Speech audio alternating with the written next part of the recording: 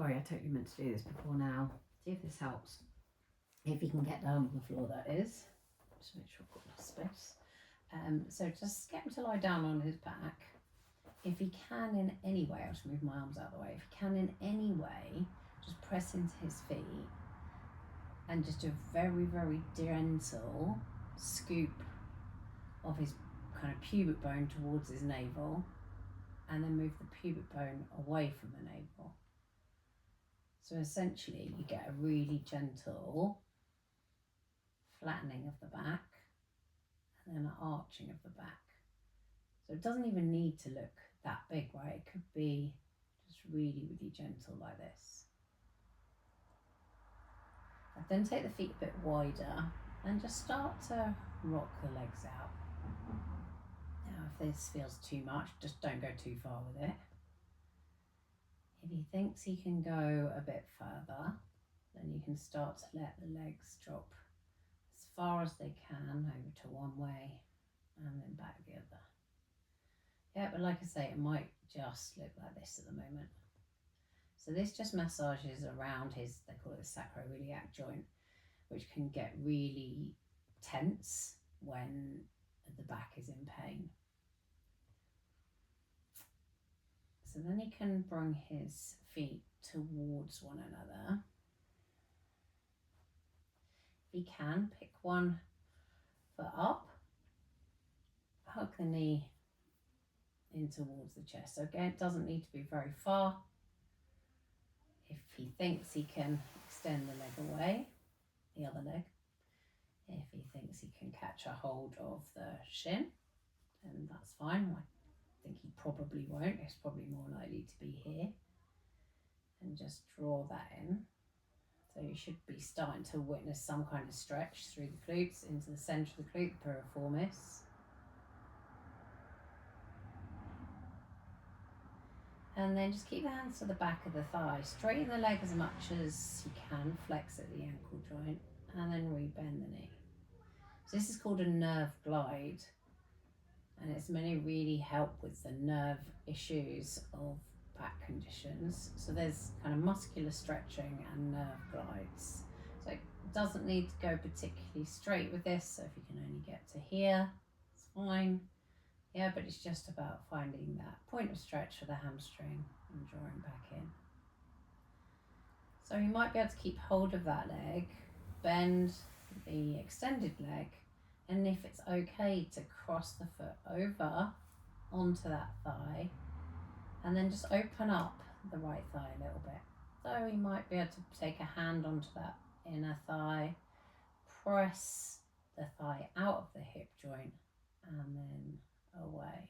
Again, it might not look like that, it might be much smaller. I like to rock a lot in things, to be fair. Okay, so placing that down. Oh, actually, I don't think he'll do this now, but if he were to get to a point where he thinks he could pick the foot up and bring the hands around the back of the thigh, you might find he needs something for his head, a couple of cushions maybe, because his glutes might be too tight for him to make his way to the floor with the head, and then it just becomes stressful. Yeah, but like I said, I doubt he'll be ready for that yet. Place that down. Maybe just wants to sway the legs out a little bit again here. I hope you can see this. I should have gone to the studio, really. Being lazy.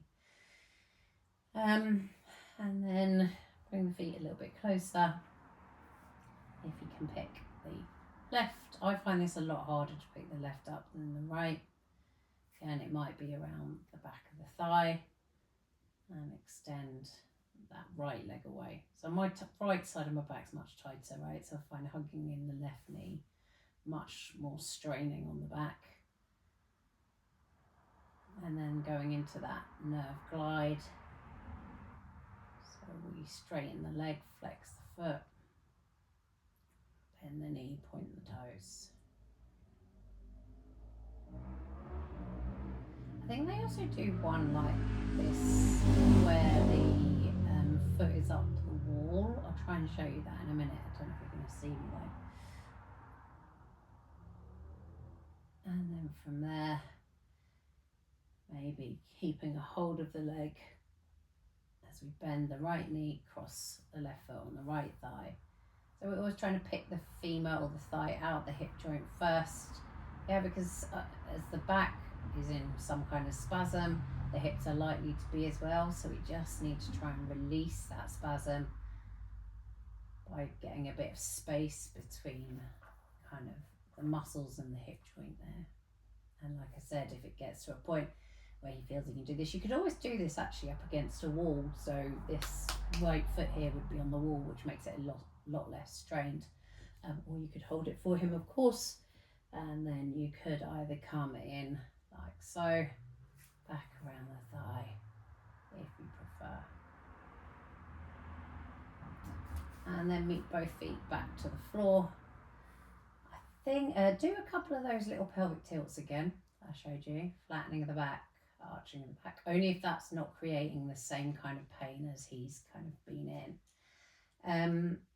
So he might find this too much, but extend the left leg straight and just cross the right thigh over. So you might just be able to take a hand to that thigh, ease in and out of it a little bit, maybe. Again, this might be too much. If it's too much, just stick with the wide leg sways instead. Yeah, and then take that on the other side. So place that foot down, draw in the left, extend out with the right. Make sure you feel fairly balanced through the left and the right side of the pelvis, and then he can come in. Maybe, like I say, it might be here, might not be, it might even not be this posture yet. I mean, there's loads more that kind of we can do, but see how that feels. And then the one up the wall, I'm just trying to think where you'll see me. So maybe, hopefully you'll see me here. Actually, I don't think you will. So let's come in here. So imagine I've got a wall here. Yeah, I've actually only got a cupboard. Yeah, so my right foot will be up against the wall, and my left leg will be up in the air. And then all you're going to do is flex at the ankle joint, point the toes away. Flex at the ankle joint, point the toes away. So this is again like nerve gliding work. Again, we don't want to mimic the pain he's been in, but if it's a different sensation, go with it. Don't do a crazy amount, and then see how it feels the next day. Place that one down, extend the other one up. So the bent knee will just be on the wall right in front of you. Flex, point, flex, point. And then that one that we just did with the foot crossing over the thigh, I think I said that you could do it at the wall. So if he were to be at a wall, for example, keep the right foot on the wall, cross the left foot over the right thigh. It might be quite close, the angle, yeah, or you might be able to press it away, but again, that just takes some of the strain out of the pose. Maybe start with those and see how he goes.